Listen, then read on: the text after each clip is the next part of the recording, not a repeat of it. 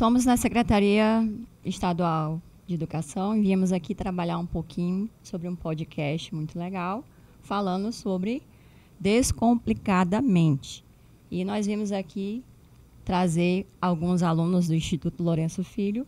Eu vou me apresentar, eu sou a professora Daniele, do Instituto Lourenço Filho, e sou especializada em psicopedagogia e neuropsicopedagogia, e nós viemos aqui trabalhar um pouquinho sobre saúde mental. Nós temos aqui a participação dos alunos. Eu queria que se apresentasse aqui, por favor, começando aqui pelo João, né? Já falei o nome, né, João? Eu sou o Gabriel, tenho 18 anos e sou aluno do IELF do 3º ano do ensino médio. Muito bem. Agora a nossa próxima convidada. Eu sou a Lirian, eu tenho 18 anos e sou estudante do Instituto de Educação Lourenço Filho. E agora nós temos a presença, uma convidada especial, né, a doutora psicóloga Floriza Sobralino, que veio fazer uma espécie de acolhimento, um trabalho conosco sobre saúde mental, tirando algumas dúvidas também. Olá, gente, bom dia. Sou Floriza, sou psicóloga. Estamos aqui para a gente trabalhar um pouco sobre essa questão da ansiedade, os comportamentos, considerando a prova do Enem que vão fazer já agora domingo, né? Então, para a gente tentar dar umas orientações. É isso. Muito bem. O nosso tema hoje é como lidar com o processo de mudança. E os alunos estão aqui para compartilhar um pouquinho conosco, né? Mas antes de falar sobre isso, eu quero perguntar da Floriza, né, doutora Floriza, psicóloga, o que é esse fenômeno da ansiedade, doutora? Então, hoje a gente percebe, né, ao longo dos anos, a questão do fenômeno da ansiedade, ele é mundial, vamos dizer assim, por conta de diversos fatores. Não é uma causa só específica, mas são diversos fatores que levam, apesar de que a ansiedade, ela é presente, é um sentimento que vai estar presente em todos nós, seres humanos, todos. Inclusive, eu acho até interessante que tem gente que acha que não tem ansiedade, né? E o processo da ansiedade, ele é natural. A senhora pode falar um pouquinho mais, porque tem gente que acha que nós estamos na geração da ansiedade, né? Tudo é ansiedade. Como que faz a diferenciação desse processo natural e patológico, quando já é uma doença? Então, a ansiedade, como eu falei anterior, ela é um sentimento já natural e normal em todos os seres humanos. O que vai diferenciar é a intensidade. Quando a gente não consegue, porque é muito comum hoje dizer, eu sou ansiosa ou eu estou ansiosa. Eu costumo sempre dizer que eu estou porque é temporário, é passageiro.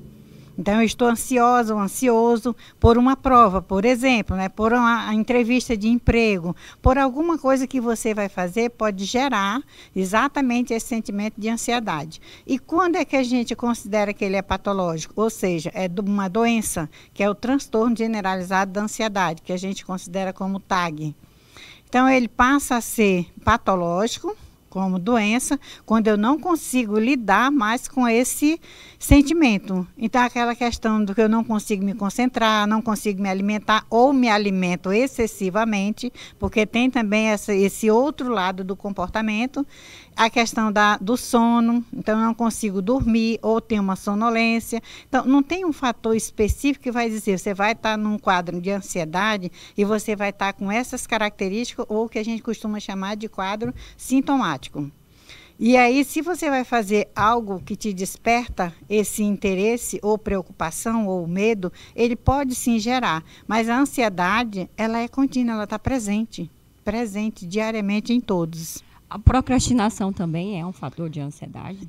Pode ser que seja, porque na realidade a procrastinação, ele faz com que você esteja postergando algo, alguma decisão, alguma tomada de decisão que você tem que fazer, como por exemplo, bem prático, uma atividade física. Não, eu vou começar segunda-feira. Uma dieta, eu vou começar a segunda, sempre, geralmente é na segunda, né? Então tu vai procrastinando. Toda segunda-feira, né, João? Só que quando chega na segunda, você não faz. É verdade. Né? Então pode ser que ele te gere uma ansiedade. Se você realmente está fincado com vontade, querendo fazer mesmo, pode ser que te gere, que, puxa, eu não consegui, mas você sempre arruma uma justificativa para não fazer aquilo. E aquilo é chamada procrastinação, né? Sim, que você falam, né? Que Acontece por conta da ansiedade. Inclusive, doutora, eu estava morrendo de ansiedade antes de vir aqui.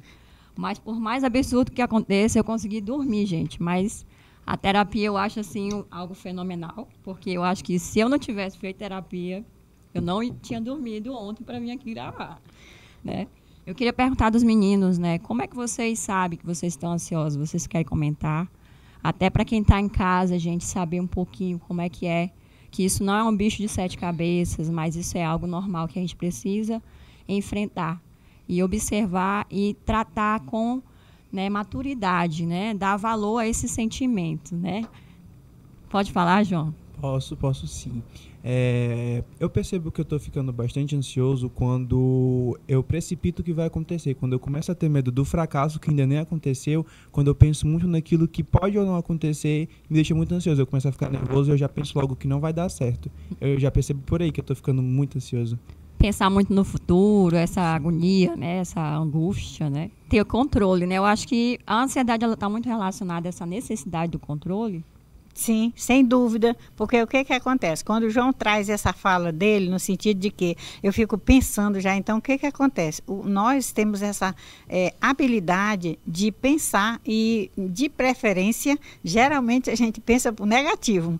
Não vai dar certo, não vai dar certo, né? Então você tem que pensar o positivo, porque ela influencia muito. Nós temos muito a questão da influência, nós somos dominados pelas emoções, somos seres humanos. Então, quando eu conheço, identifico e reconheço as minhas emoções, eu consigo lidar de uma forma bem assertiva. O que é isso, Floriza?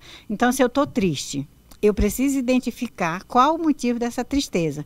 Tá, eu identifiquei, mas eu vou ficar na tristeza? Não, eu preciso desenvolver habilidades para lidar. E que habilidades são essas? Eu posso buscar um colega, um amigo, uma leitura, ouvir uma música, enfim, são várias estratégias que vão fazer com que eu saia desse local. Mas reconhecer as emoções é fundamental. Então, no caso, a alfabetização emocional é o que deve ser trabalhado nas escolas, né?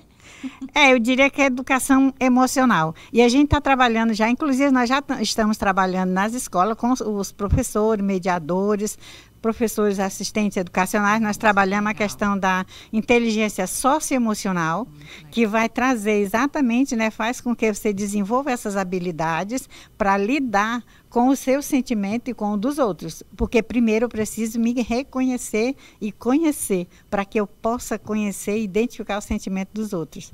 É isso que a gente espera, né? A gente às vezes olha para o outro para não olhar para a gente, né? Acontece muito isso. Eu não sei, a Líria, conta um pouquinho para a gente como é que é esse processo seu de identificar a ansiedade. Bom, geralmente, quando eu tô ansiosa, eu começo a dissociar. E quando eu tô dissociando, geralmente eu busco fugir da realidade lendo, escrevendo, desenhando, né? Que meio que é uma válvula de escape para mim.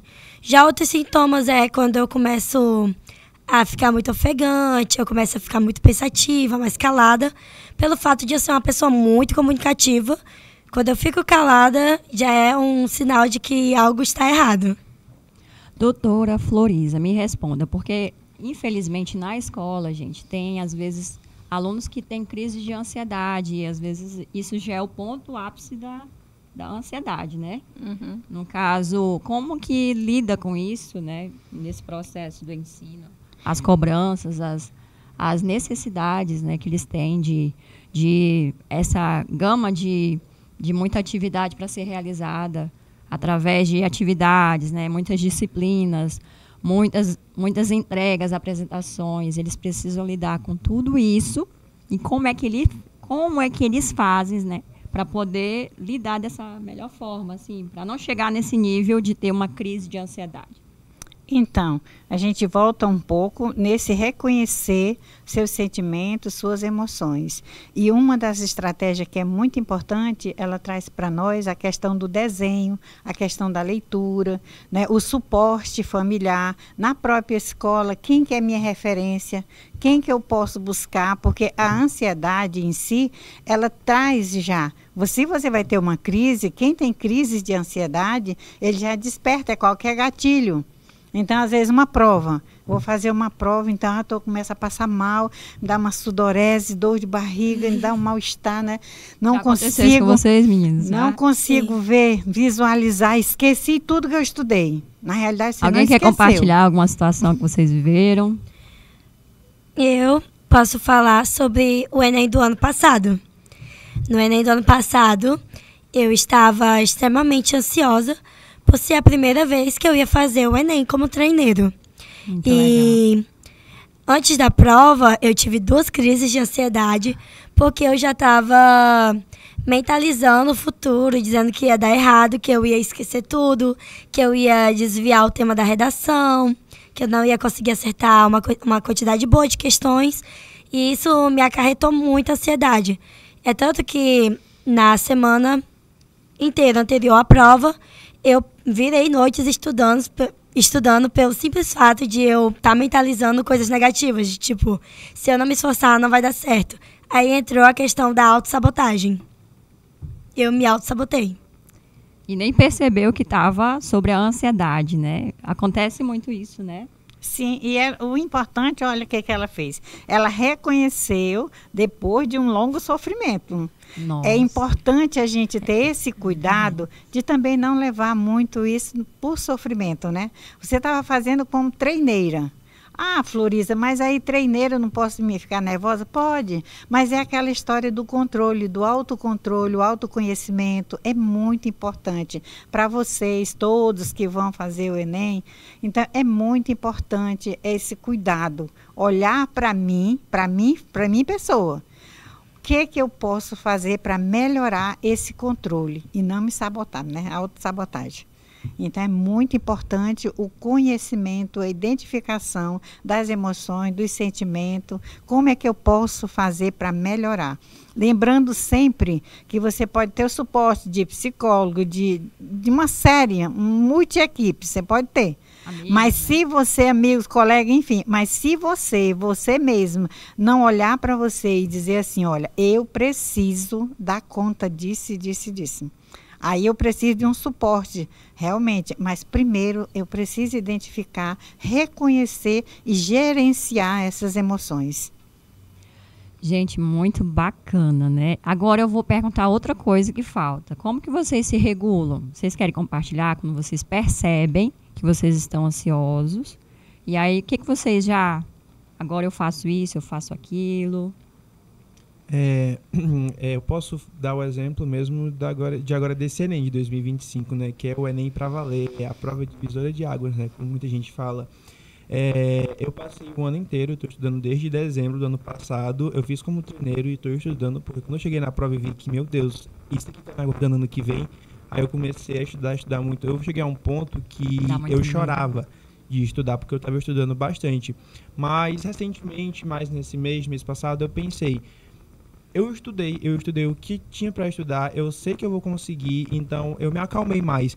Eu tô indo mais leve, eu não tô mais cobrando tanto de mim, querendo ou não, porque eu sei que essa cobrança, quando chega lá, vai me prejudicar mais do que vai me ajudar. Então eu tento dar uma acalmada, fazer coisas que eu gosto muito de dançar. E é isso que eu faço para me regular. Quando eu tô ficando meio nervoso assim, pensando na prova, eu danço. Muito bem. É colocar a saúde mental em pauta, né, gente? E fazer esse processo de autoacolhimento.